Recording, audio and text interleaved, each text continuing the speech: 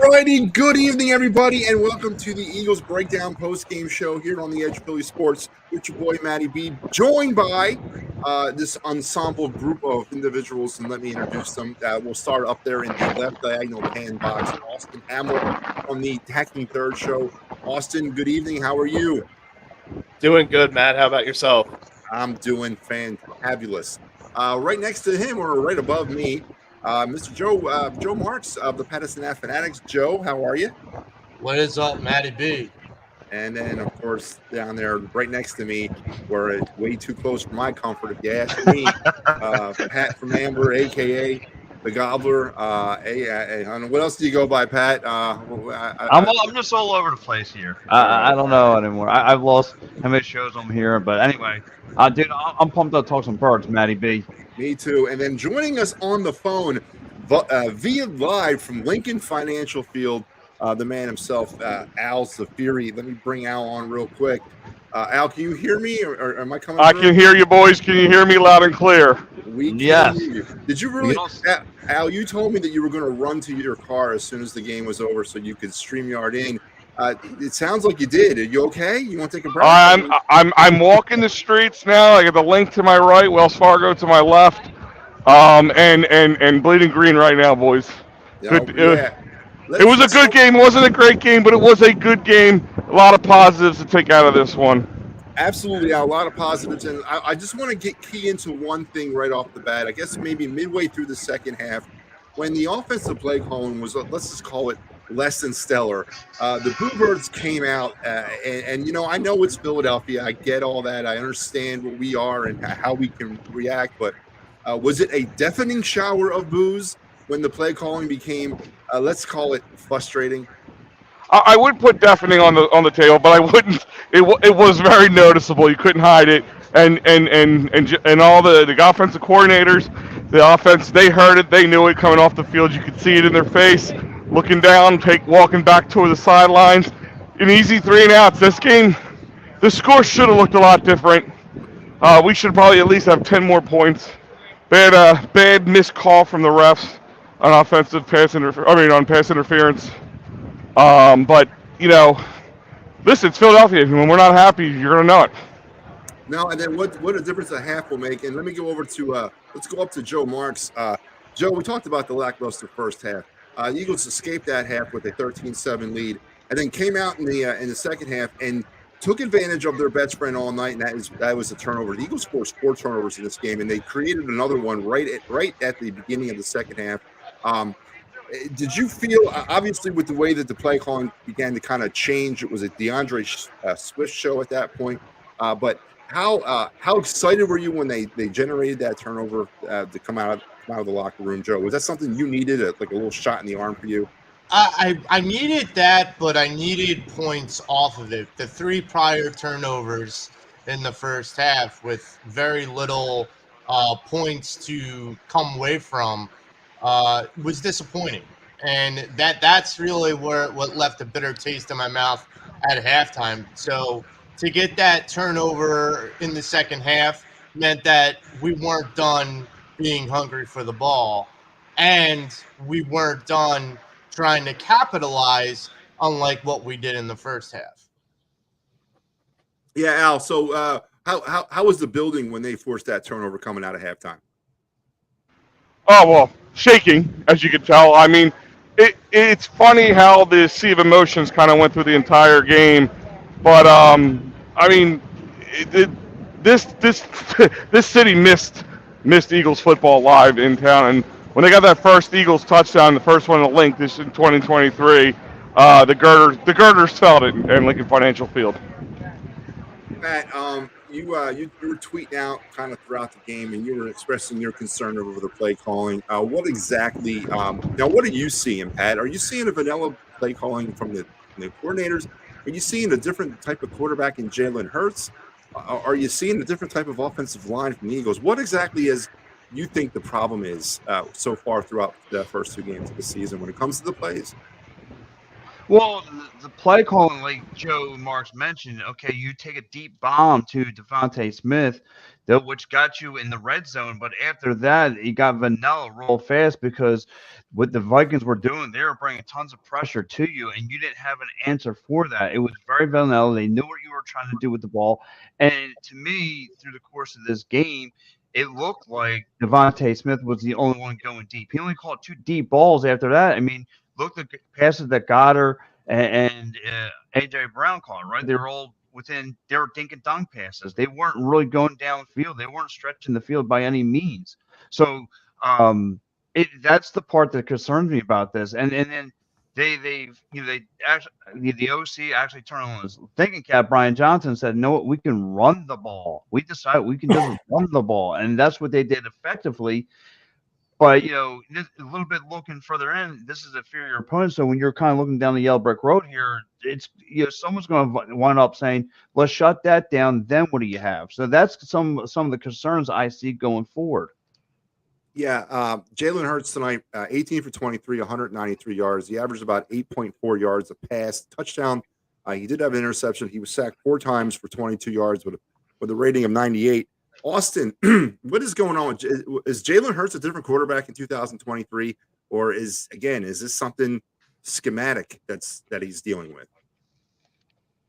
I feel like it's more the scheme, if anything, because you can tell a lot of the time, especially during that first half when they were really starting to be able to collapse the pocket on him, he was trying to find the answers downfield and didn't want to have to tuck the ball and run. He wanted to take those shots, but the Vikings defense was just not giving him any sort of a chance to be able to get any really solid looks downfield throughout that entire first half, to the point where coming out in the second half of the game, you are just like, well, they're not going to give us that, but they're going to give us space to be able to, get our running game going, and you take full advantage of that. It's exactly what you want to see the team do, is make a serious adjustment coming out at halftime and being able to just really dominate the game either way.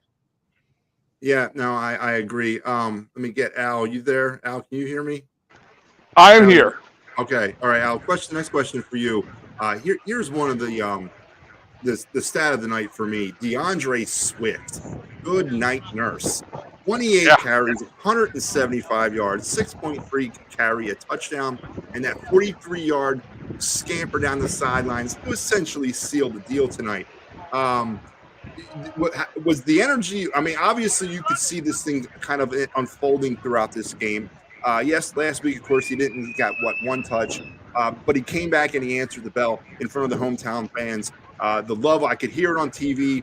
How great was it to see the offensive line just manhandling, getting that push up front, and then DeAndre Swift just bouncing all over the place, finding holes where there wasn't any. Listen, here's the things that you can take real positive from this game is short week, offensive line looked extraordinarily better than it did last week. Still some rust, still some things they have to clean up. They have to learn to block that 6th man. One thing I thought the Vikings really dropped the ball on, if you want to take a blueprint from the New England game, I would have definitely brought more pressure, but they probably just don't have the personnel like New England does to do so. So, but yeah, I mean, DeAndre Swift, if he ain't your player of the game, you didn't watch the game, buddy. He did. It looked like Jalen Hurts' first full season as QB1 here in Philadelphia. Towards the end of the season, when they're just running the ball more. If you look at the stats, definitely lopsided, definitely pushing towards the rushing. Saw some penny sightings. That was nice to see. But ultimately, yeah, DeAndre Swift, hometown hero tonight, and he just kept screaming, run the ball until they could stop you. And they really couldn't stop him. It was more when the offense, was kind of getting gassed a little towards the end. It made it a little bit harder for them to score on him. But ultimately, if you wanted to keep that clock moving and put some points on the board, DeAndre Swift was your man of the night. He definitely was. And for those of you who do not know the final score, I haven't said it, so I'll go back in time and tell you. It was 34-28. Eagles are now 2-0 on the season. Home opener tonight, Thursday Night Football, as Al mentioned, coming off a short week. They played better than they did against the New England Patriots. There is still some room for improvement. Joe Marks, Avonte Maddox goes down early in this game with another injury. This guy can't seem to string it together when it comes. I mean, he's got talent, but he just can't seem to stay on the field. They made that secondary thinner. What is the answer with this secondary going forward? We're dealing with well, they're dealing with, what was the broadcast said tonight? 6 starters have now missed time for the first 2 games. The Eagles did not have 3 starters miss time at all last season. We're already up to 6 now through 2 weeks. Obviously, the injuries were not a problem last year. They seem to be a problem this year. Joe, going forward with this secondary, I mean, what are we doing here? And what fix is there other than getting players back healthy? There's a big concern. Goodrich was not good or rich tonight.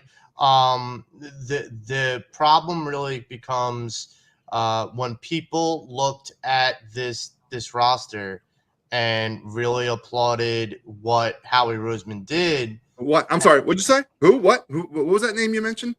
Go ahead. I'm sorry. I didn't mean to cut you off, man. What Howie Roseman did, which was amazing. There's a lack of depth that we have at that secondary, a lack of quality depth. Now, I was a bit surprised with the substitution and them bringing in Goodrich for Maddox rather than Ricks. I honestly thought you give this kid a chance. He showed a great preseason. He shows good man coverage, and he's good at press. That's what you want from a nickel corner.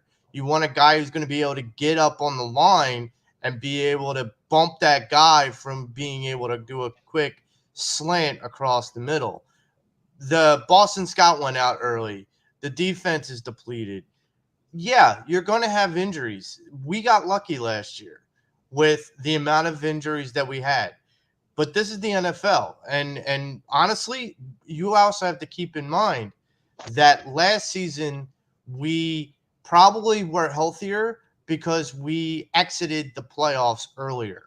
We went into February and, regardless of what we did in the preseason and with training camp and how gentle that Nick Sirianni makes his training camps, regardless of that, you're going to have nicks and cuts and bruises and broken bones, and that's just part of the NFL. The thing is, it's kind of cliche, but it's the same. But it's true. The next guy has to step up, and I said this to Pat before we came on. I was actually pleasantly surprised and pleasantly impressed with some of the linebackers that played tonight. I did not have high expectations for them tonight, and they proved me wrong. However, the secondary, the safety, whoever was in for Blankenship, I don't know who that is because I didn't hear his name most of the night. I don't know if that's a good thing or a bad thing, but I think that secondary, especially with Bradbury and Maddox, tonight shows how lack of depth and talent we may have in that secondary. Yeah, it is concerning, and obviously with the schedule the way it is, next week Tampa, then you got Washington. Then the things are going to get a little bit more hairier after that. Hopefully they can get some players back. You got 11 days in between now and Tampa that could change a lot of things. Before we continue any further, let me kind of take a pause for the cause and remind everybody that this show is brought to you by the good folks over at Philly Sports Trips. This is the trip. Actually, this is the next game.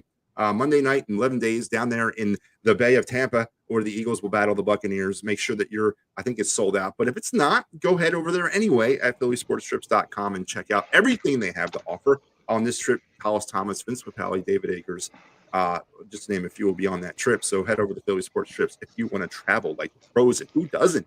Austin, another actually, real quick, Matty. Yeah, that one is sold out. I believe if you're down there, the tailgate is still open. I saw Vince tonight at the tailgate down here at Live Casino, and he did inform me that the trip part is sold out. So the next trip on the books is Washington. Yes, and that was the trip that you went on last year, right now. Yep. Great trip. So make sure you head over to phillysportstrips.com and check out everything they have to offer. Austin, I'll throw this one at you. Another stat that jumped out at me. 39 minutes and 28 seconds of possession time for the Eagles versus 20 minutes and 25 seconds possession time for the Vikings. The Vikings came into this thing with a depleted offensive line. They really couldn't get much time. I mean, they weren't on the field. How important or how? I mean, just in the grand scheme of things, just how did that grab you that the Eagles could just dominate, obviously with the run game, the time of possession tonight? It just like you said, it just goes to show that the run game was very dominant throughout the entirety of this whole game. Just being able to really, keep that defense on the field, keep them gassed, keep them just having to try and really pull down deep to get a solid stop in the time that Philadelphia had the ball. It really took a lot out of them, and it proved to be a great thing for Philadelphia. Dominating by close to 20 minutes in possession time is no laughing matter, especially in the NFL. The longer you hold that ball, the better chance you're going to have of winning the game because of the fact that you're keeping the other team's offense off the field. Absolutely, and it was a thing of beauty to watch DeAndre Swift just keep bouncing around like a pinball out there and gaining yards and moving that chain. Steven checks in with Brian Johnson, gets a C tonight. Offensively dominant and situationally offensively dormant with dominant, right? Well, anyway, and situationally stupid in the fourth. Pat, I want you to field that question. Brian Johnson through 2 games. You give him a C overall. What's your overall grade for Brian Johnson through 2 games? I gotta agree with Steve. I mean, the guy has proved that he deserves a C. His play calling has been lackluster. It's been vanilla. It's nothing that's grabbing at you. It's again, they were throwing blitz packages at you, and what do we respond with? We responded with nothing. I mean, they really wanted to. They kind of had the wideouts already, shut down. There was no adjustments with the wideouts. Like I said, only 2 deep balls to Devontae Smith. That was it. Again, you're having these dink and dunk passes to Goddard and Brown. Like there was nothing. Again, you look at their stats, it's nothing eye popping about either of those guys.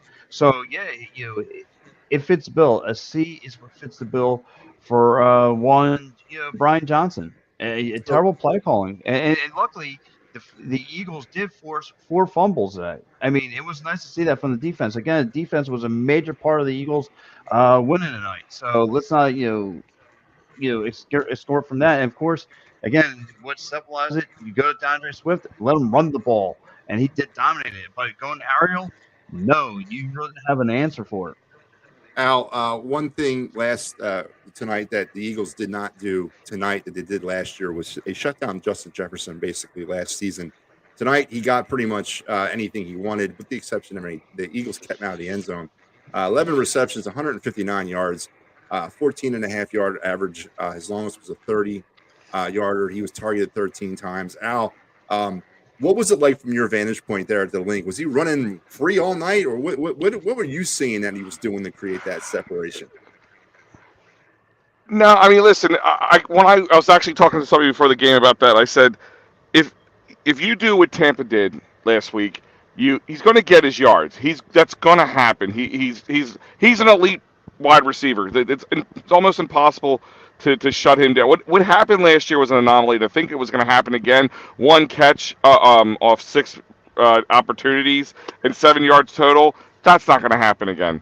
But ultimately, if you kept him out of the end zone, you did your job as far as I'm concerned. I would have liked to seen a little less yardage overall for him. But in the long run, you did your job on a short week. Sans James Bradbury. It was Slay out on the island with him, a year older, a team that's a year wiser on us.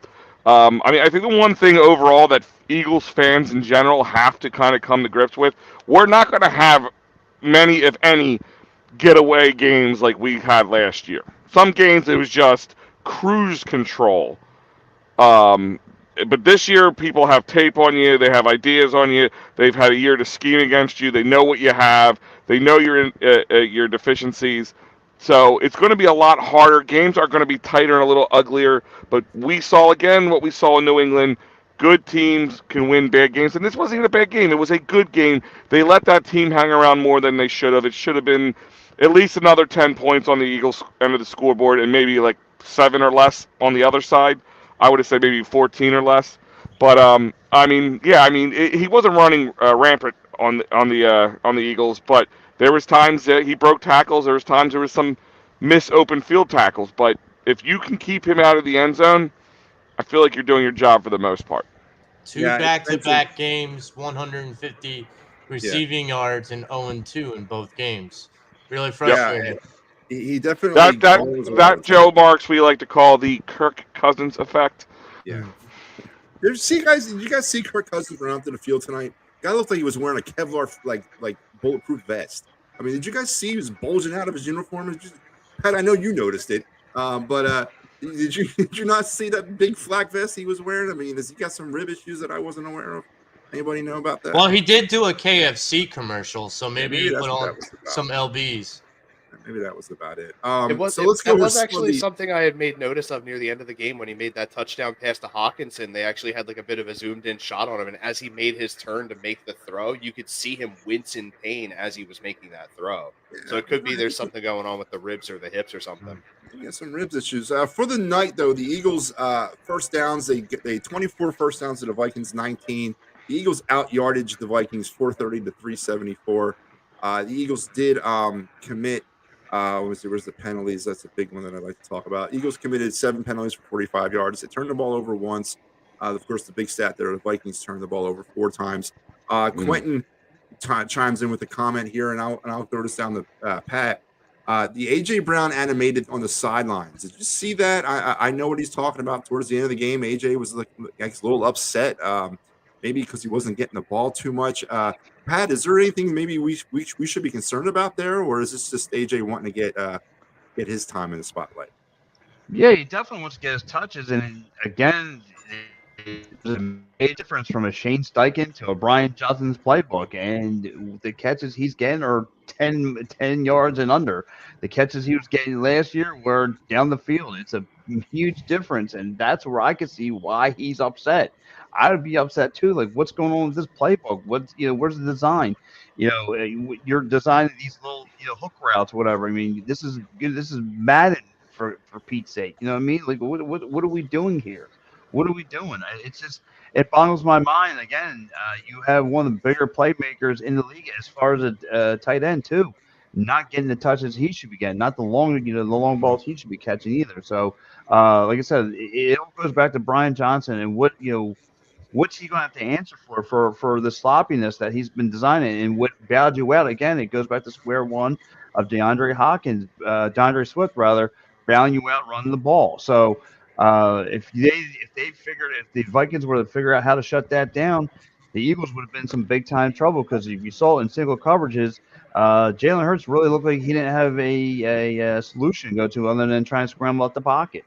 So I mean, yeah, it looks like they were in some big time trouble coming down the stretch.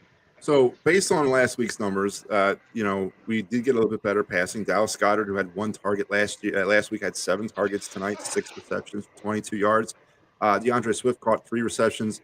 AJ Brown, 4 receptions, 29 yards, 7 yards a carry. He was targeted 6 times. Austin, I'm going to throw the question up to you. That's obviously not the numbers we expect for AJ Brown. Actually, it's not the numbers we expect for any of our receivers, to include Dallas Goedert. So again, I ask you: was this a night, or is this an example of 2 weeks in a row taking what the defense is giving to you, or is there something else going on with this passing attack? I would like to hope that it's taking what the defense is giving to you, simply because of the fact that you had such an incredible offensive output with the running game. But I mean, you did get a decent chunk of yardage from from Smith, but what was it, 54 and then 60 plus were on 2 different catches. So Yeah. it sort of left the other 2 catches to be only a small chunk of change. But overall, I mean, I would I would like to think it's just taking what the defense is giving you. If they're giving you those open looks on the runs, just keep doing it until they can stop you, or just run them over completely. I mean, and again, to reiterate what Alex said, two ugly wins, but they're still 2 wins, and I will take them any day of the week. Honestly, this team is still playing very well, even with the guys that we're missing in the secondary and on the defense as a whole. I mean, we're still playing some solid defense. I mean, I feel like there were a few plays on defense. There were actually 2 different plays on defense, and I actually looked at my wife who was watching the game with me, and I was like, I don't know how Darius Slade didn't have an interception there. Because you see him jump the ball, and you're like, he's got this. And then you see Jefferson turning around holding the ball, and you're like, wait, what is going on here? But I mean, Yeah, overall, that was actually in my end zone, Austin. That was right yeah, in the end zone I was sitting in, I'm just sitting there going, what did he have a hole in his hand? Like it was yeah, even it was amazing insane. up close and personal. Yeah, it was really strange to see that happen. But I mean, overall, I mean, aside from that, I feel like the defense definitely played fairly well. Considering the level of talent that Justin Jefferson is, I feel like the secondary did good enough. Keeping him out of the end zone. But you know, again, I'll take 2 wins, and I look forward to playing against Baker Mayfield in Tampa Bay next week. Yeah, as I mentioned, the schedule in the beginning for the Eagles is very favorable. Let's talk about that vaunted defensive line as they came up big time again for a second straight week. You got to give credit to where credit is due. Jalen Carter is proving more and more every day that he is maybe the next best thing. Jordan Davis tonight, both Jalen Carter and Jordan Davis wreaked havoc along that makeshift Minnesota Viking offensive line. But the player, I'm going to give my defensive line player of the game to Fletcher Cox. Let me tell you what, for what he has left in that tank, he left it out there on the field tonight and was in Kirk Cousins' face all night long. From the defensive line standpoint, how great was it to see that just domination and constant pressure, a lot better than they were last week against Mac Jones. Well, I mean, I think you forgot last week there was two big plays at the end of the game that two defensive stands, two in a row. Fletcher Cox definitely rejuvenated. Yeah.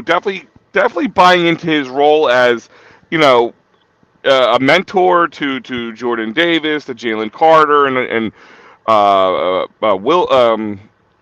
Everybody on that D line for Sweat, anybody you could honestly think of, he is out there, but he's also proving it by himself. So maybe having fresh legs, kind of taking on that elder role where you're not going to be on every down, but when you come in, he just looks rejuvenated, and I think that is a huge takeaway because this time last year, even if he didn't look really great at all.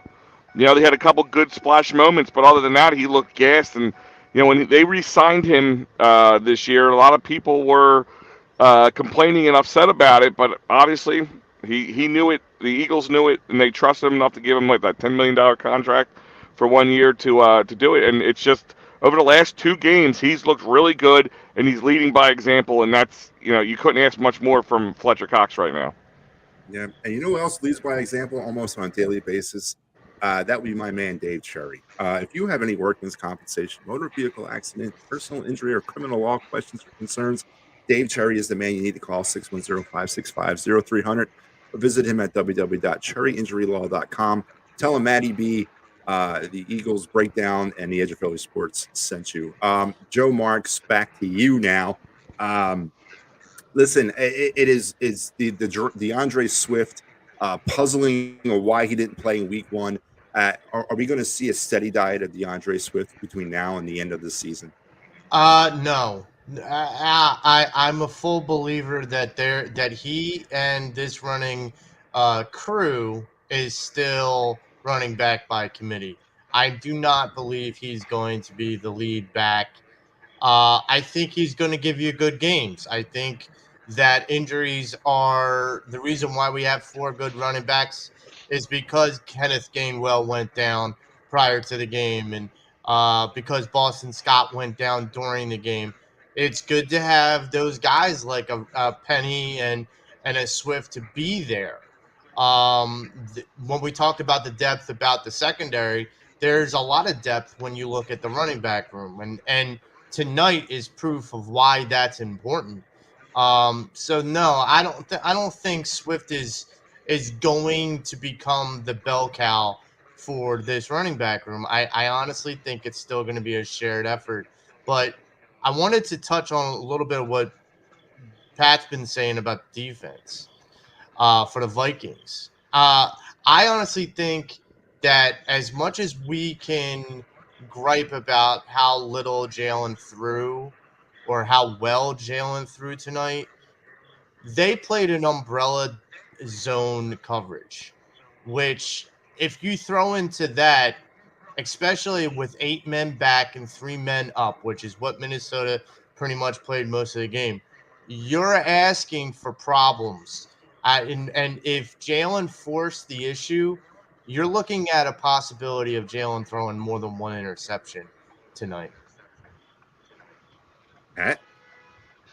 Yeah, again, you're going back to the defense, right? You're going back to the Minnesota defense. And look, again, they brought great pressure in the beginning. And then once the Eagles figure out just to run the ball down their throat, and then they start dropping guys into single coverages, that's where the Eagles had them. That's, again, you saw the one play where they softened up on the secondary, and that's when Devontae Smith went downfield.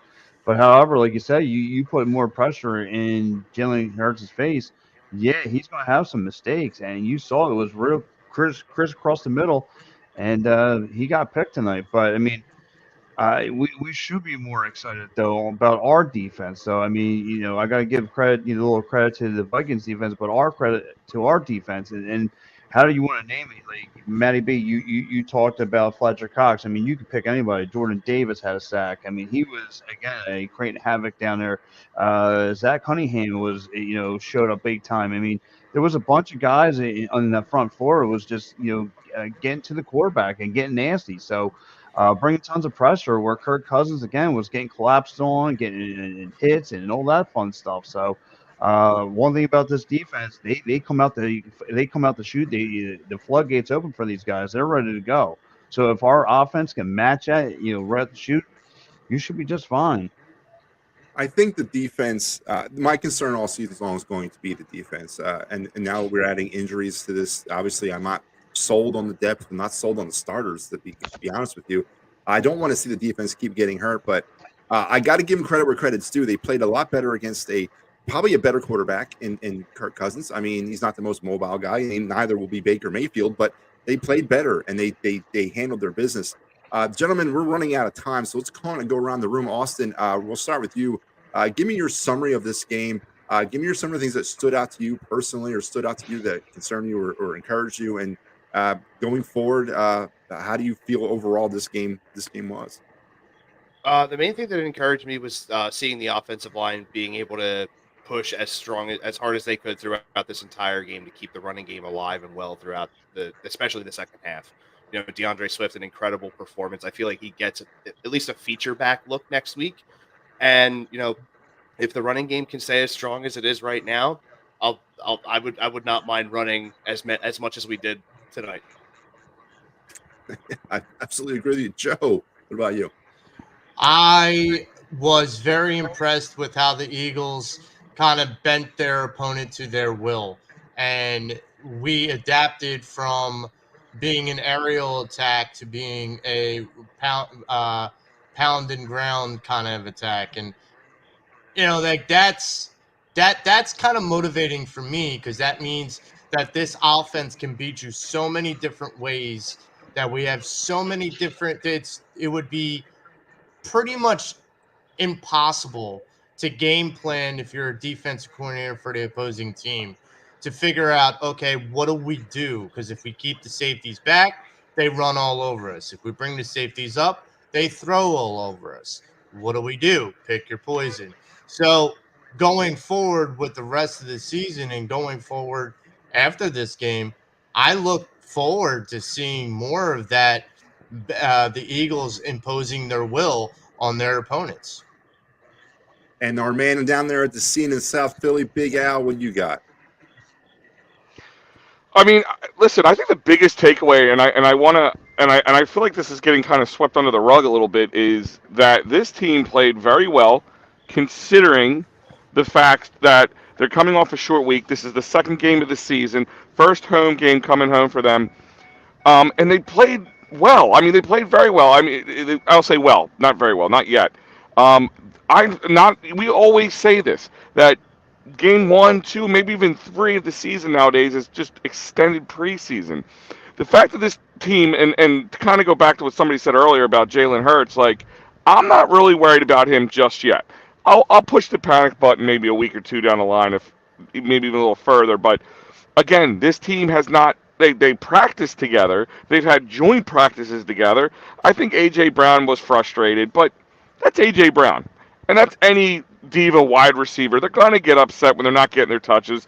And it just seemed like, at least the last couple games, that Devontae Smith is Jalen's guy. But other than that, I mean, take that to the bank. I mean, we got a nice little mini break here mini bye week, if you want to call it that, with this, and it gives time to guys to lick their wounds because we talk about the injuries. A lot of these guys, if this was a normal Sunday game, would probably be playing today. Yeah. You No, would have James Bradbury. You probably would have Kenny Gainwell. The only person you probably definitely would have been out would have been Nakobe Dean.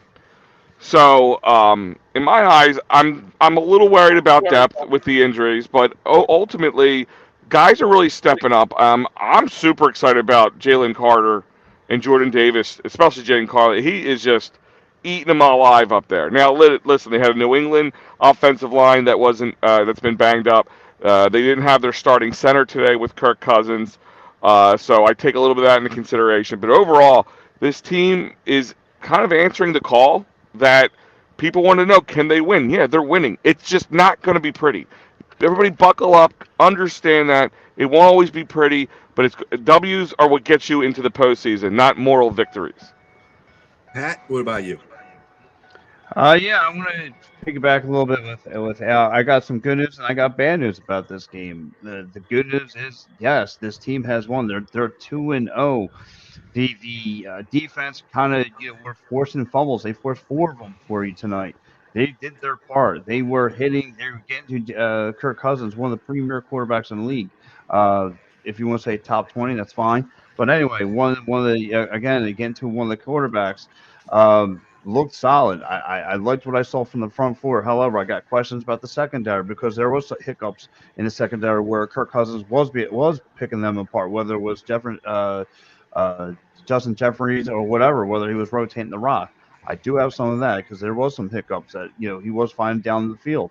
And I do have concerns about the play calling on the offense. What adjustments are going to make? Again, I keep on alluding to this. Your tight end, your AJ Brown not getting the plays, not getting the touches downfield. It's just been Devontae Smith stretching that for you, and these guys getting these 10-yard dink and dunk passes. I still have concerns about that. They were throwing some pressure blitzes at you, and we didn't really have an answer other than run the rock. And then eventually someone's going to figure that out, and then what?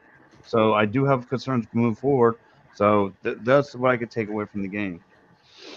Before I give you my takeaway, remember, if you want to take away some great sports, concerts, or theater tickets, you got to look no further than Sherry's Ticket Town at www.sherrystickets.com. Family owned and operated since 1946.